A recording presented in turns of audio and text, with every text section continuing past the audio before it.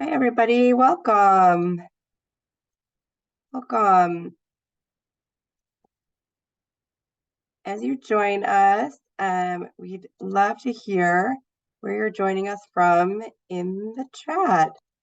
We're going to get started in just a second, but if you want to go ahead and put in the chat where you're joining us from, we'd love to see it.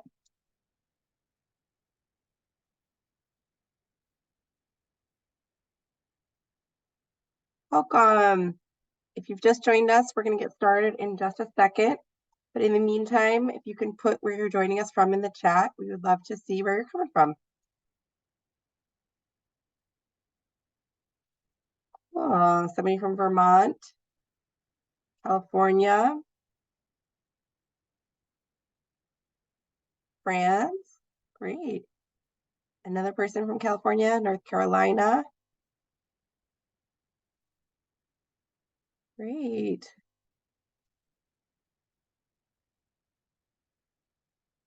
Welcome. If you've just joined, we're going to get started in just 1 minute. But if you would like, we'd love to see where you're joining us from. You can put that in the chat.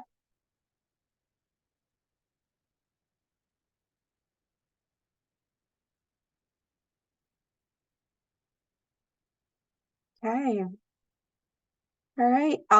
My name is Rachel Gordon. I'm the Director of Enrollment Management here at ISEP Study Abroad.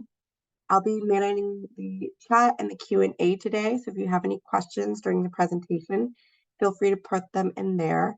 At the end of the presentation, we'll also have breakout sessions with each of our student services officers that specializes in a specific region. So you'll have an opportunity to go into a breakout session with them and ask any detailed questions you have.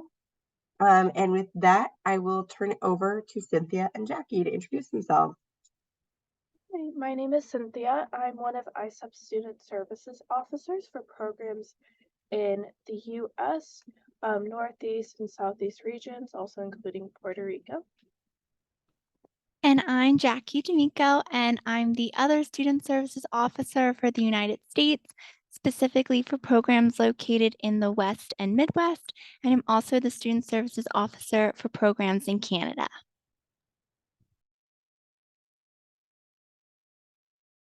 In today's workshop, we'll cover a few items, how to submit an ISEP application, strategies for a competitive application, specifically for ISEP Exchange, and then we'll share our contact information so you can reach out with any other questions.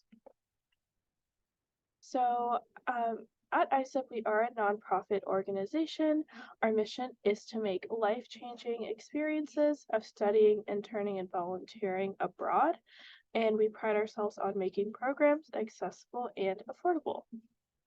Our programs are immersive and authentic and focus on intercultural exchange and engagement with our host communities.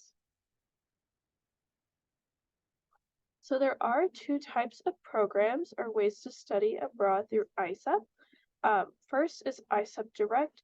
So you pay a specific program fee and there are flexible housing and meal options with these direct programs. Your placement is guaranteed on ISEP Direct as long as you meet the academic requirements. I would check with your home university to see if applying on ISEP Direct is an option for you.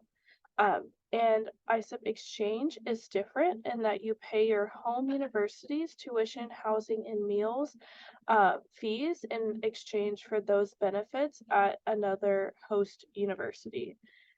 So on ISEP Exchange, for your application, you'll rank up to 10 programs, and placement ultimately depends on your ranking and the space available at each university. So in order to apply, if you haven't made an account yet, you can go to our website, isep.org/apply. We also recommend that you meet with your on-campus ISEP coordinator or your home ISEP coordinator. They can answer questions about studying abroad from the perspective of your home university, and they might have academic concerns as well that they'll keep in mind with you. They'll ultimately approve your ISEP application, so it's important that you contact them beforehand. Your ISEP student services officers are your point of contact at ISEP, and we're here to help um, with any questions you have about programs, courses, or how our ISEP application works. So now we'll have a few poll questions um, that we'll go ahead and start. The first one will be what country or region of the world are you interested in studying abroad at?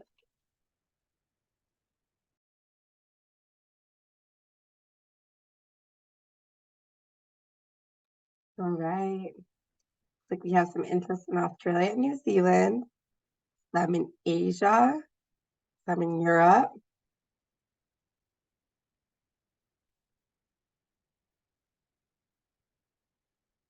A few folks interested in the US. If you haven't answered yet, you can go ahead and get in your answer.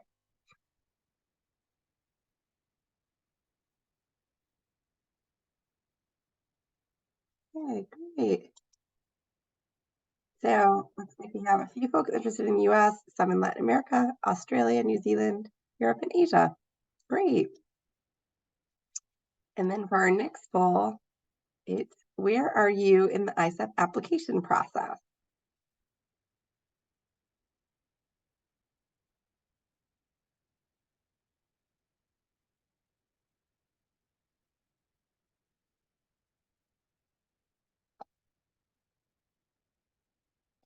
Great.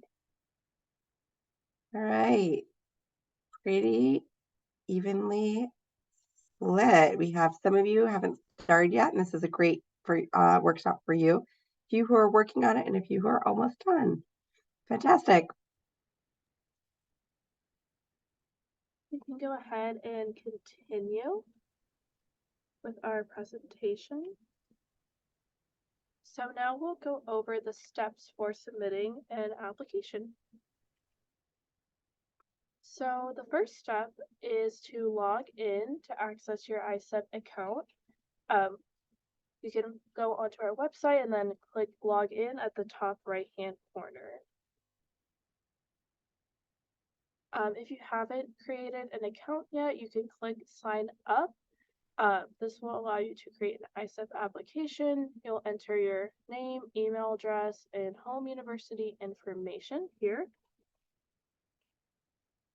So once you create your ISEP account and you log in, you'll see your ISEP dashboard. So on your dashboard, you'll see contact information for all the people that are able to assist you in this process. The first contact you'll see is your on-campus or home ISEP coordinator. So they are the person at your home university that can help you with questions about studying abroad and beginning that ISEP application process. The second contact person will be your ISEP Student Services Officer. So we're your main point of contact at ISEP for any questions about the application process or programs that we offer. So you'll see that here on your dashboard. And then in order to start the application, you'll look at the left-hand side of your account and then click on Application under Enrollment. So once you click on application, you might see one of two things. So if your home university allows you to start an application, you'll see that button that says start application. If your home university requires you to request permission in order to begin the ISEP application, you'll see that button. So once you click request permission, it should send a notification to your on-campus or home ISEP coordinator, and they'll ultimately approve your request or decision regarding that. So once your application has been started, you're able to edit at any time you want to. Just click on application and then on the edit button at the top left section of the application. If you click the arrow under View Your Remaining Steps, you'll see an outline of what steps you've completed so far and what else you would need to finish in order for your application to be fully submitted. And we also have a YouTube video on how to start an ISEP application. We'll share that link in the chat shortly, but you'll see a visual demonstration of how to start an ISEP application if you're interested in seeing that. So now in order to add a program to your ISEP application, you'll go on to the application, click on the program list tab, and then there you'll see a search for more programs text that's highlighted in blue. So you can click on that, and then that will lead you to the ISEP program finder where you can look and browse through ISEP programs. We also have a video about this that we'll share in the chat shortly on our YouTube channel. So now going into the ISEP program finder, this is really the main tool that you'll use to find programs of interest to you.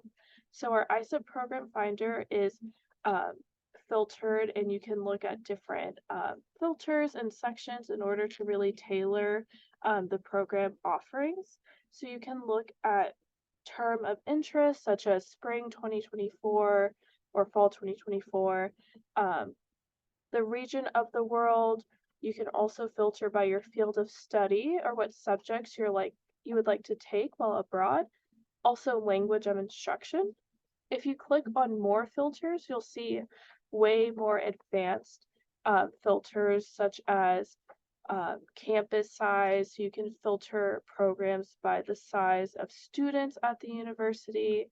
You can also filter by chances of placement. You can enter your language results and see what programs you're eligible for just by clicking on more filters. That way it kind of narrows down the program offerings.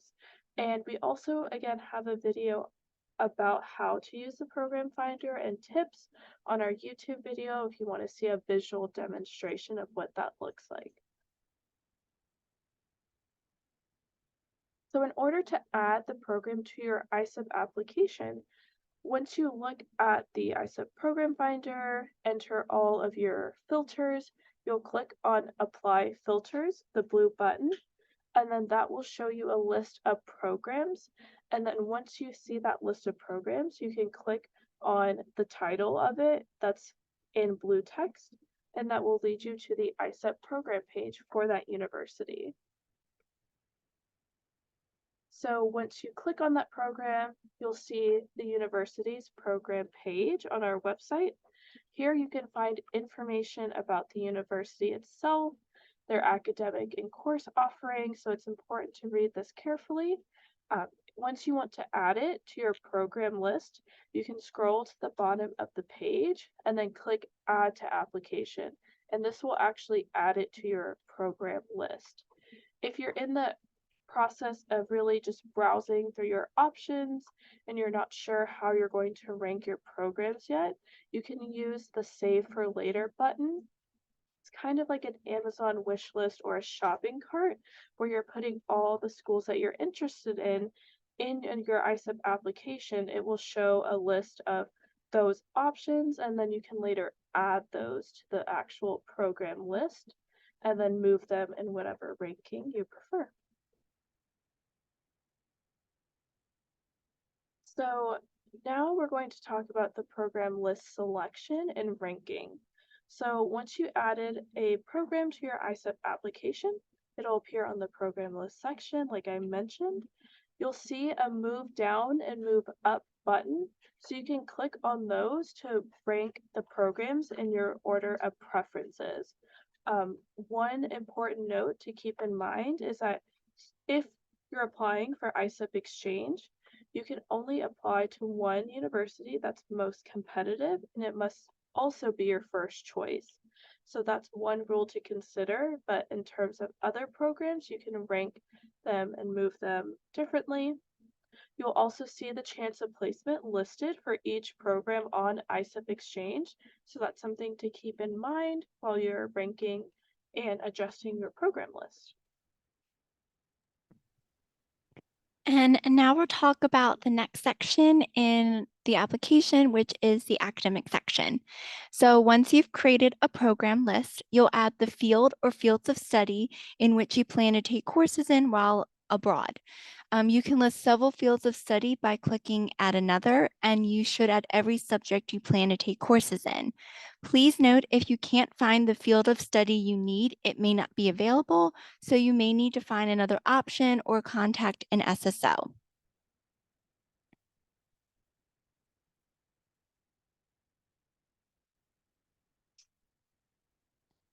And you can go to the next slide. Thank you. Okay, so now is the document section. So we'll run through the documents you'll need to submit for your ISEP application. First is your official transcript from your home university. It will need to be official, but you can request a copy and upload it. If you have any questions, your student services officer can help. Next is the academic reference. You'll need to enter your professor's email and it will send them a form where they can submit their letter of recommendation. You can request from multiple professors, but only one needs to respond for you to submit your application. ISEP Direct students do not need to submit an academic reference. If you're applying for a program where the primary language is different than the primary language at your home university, you may be prompted to submit a language evaluation completed by a professor and a writing sample. Please note if you have a language exam, such as a TOEFL or IELTS, we'll go over that later. And finally, check the academic condition section and special application instruction section on each program page for more information on any additional documents needed. And if there are additional documents needed, you'll need to add them to the additional document section. Next section is eligibility. At the top, you'll enter your academic level, and for US students, you'll need to enter your GPA. Your language levels will populate here from your language evaluation. And if you have an English language test, such as a TOEFL or IELTS, you'll need to enter your scores and upload the official documentation. Once your scores are entered, the application will inform you if you are eligible for the program or not. And you can also do that by clicking the button outlined in red that says click to verify the above qualification. Once you're done, please click Save and Continue. So next is the biography section. In this section, you'll enter information such as your address. We may need this for visa purposes, and your passport. If you don't have a passport when you apply, such as you're applying for one for the first time or you're waiting on a renewal, please select No for passport to submit your application. And then once you receive it, you can send it to us later.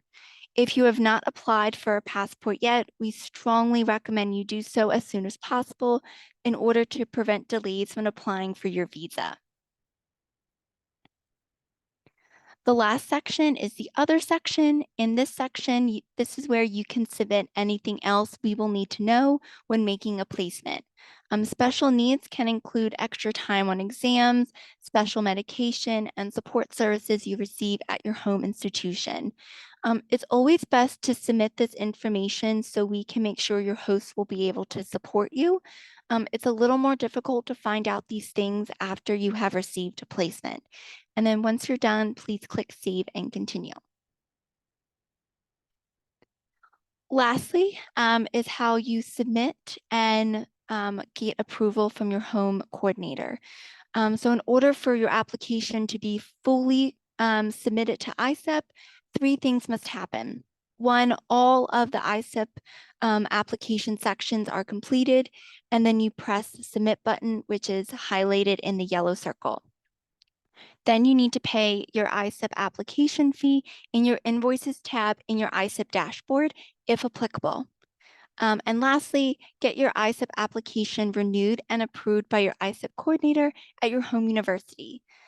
Please make sure you submit your application and pay your ISEP application fee with sufficient time for your home university ISEP coordinator to review and approve your application before the primary deadline, which is September 15th. Please note that your home university may have an earlier deadline before September 15th, by which you need to submit your ISEP application. So please make sure you follow your home university's deadlines accordingly, or ask your home ISEP coordinator. So now we're going to go over strategies for competitive application. As Cynthia mentioned in the beginning, specific programs on ISEP Exchange cannot be guaranteed, so it's always good to review our chance of placement process. You can do this by looking on our website. We do have a guide that describes the placement process as well as chance of placement. So I know there's a lot of information on here.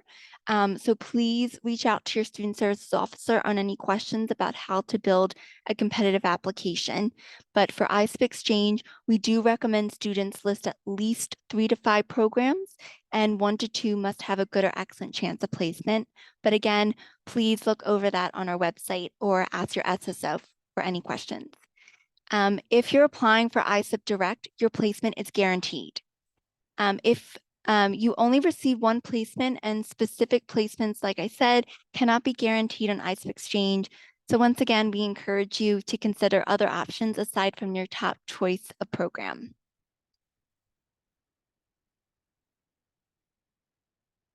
So as I said, a competitive ISEP exchange application is a flexible application. So we encourage you to add as many programs as you're interested in and that meet your academic needs. We encourage you to diversify your program list to have more options available for us to place you on, but please remember, you can be placed anywhere on your list. So please take the time to research the schools, the locations you are interested in and willing to travel to.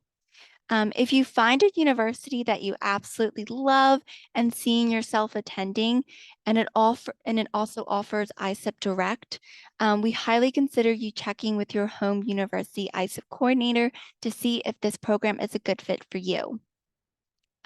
You can often use the course catalogs to have a good idea about how many courses for a certain subject are taught per semester, and those links are located on each program page for a university.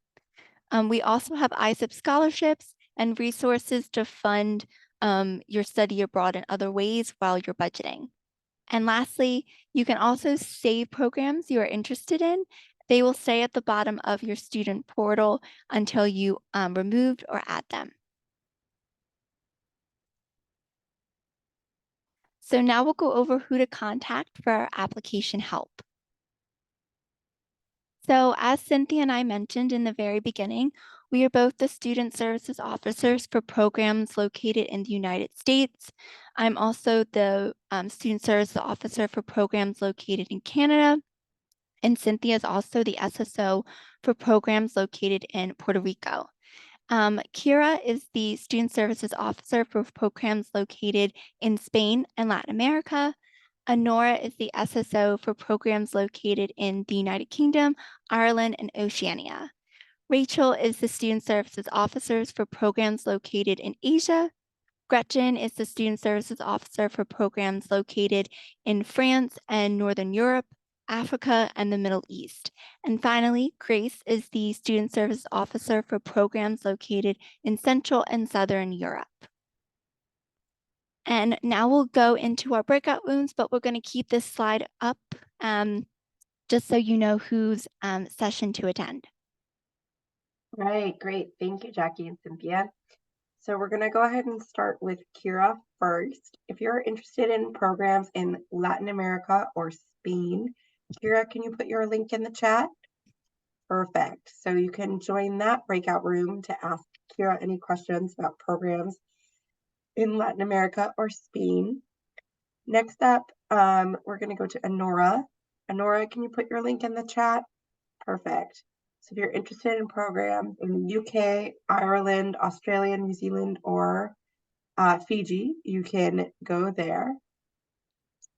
Yes, we'll send out the PowerPoint tomorrow to anybody who needs to see it. And Rachel, can you put your link in? Great. If you're interested in programs in Asia, You can go into Rachel's session. Next, Gretchen. Perfect. If you're interested in programs in France, Belgium, Switzerland, Northern Europe, Africa, or the Middle East, you can join Gretchen's session. Grace, can you put your link in? Perfect. If you're interested in Central or Southern Europe, you can join Grace's session. And finally, United States. Jackie, can you put your link in? Yeah. If you're interested in studying in the United States, you can join Jackie's room. I'll let Jackie head over there now.